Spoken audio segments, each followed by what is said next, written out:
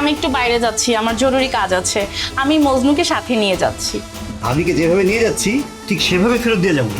পাশে থাকতে থাকতে ভাবি বোর হয়ে গেছে। তুমি যে বাইরে যাচ্ছ সেখানে মামার পারমিশন আছে? কেন? তোমার মামার পারমিশন লাগবে কেন?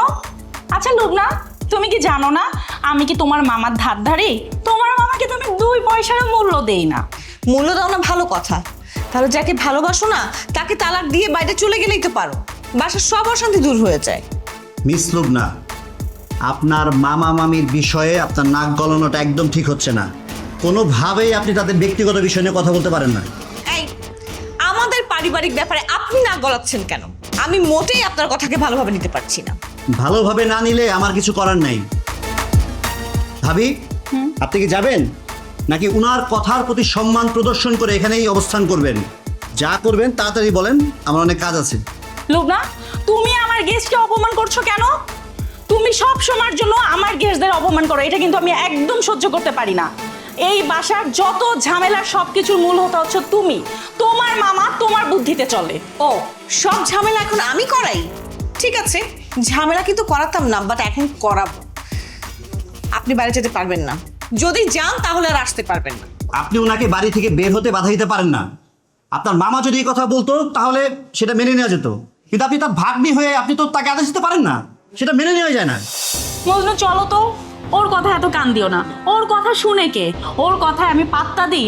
ও থাকে আমাদের বাড়িতে, আমি যদি চাই ও বাড়িতে থাকবে, আর আমি যদি বের করে দিতে চাই ও বাড়ি থেকে বের হয়ে যাবে।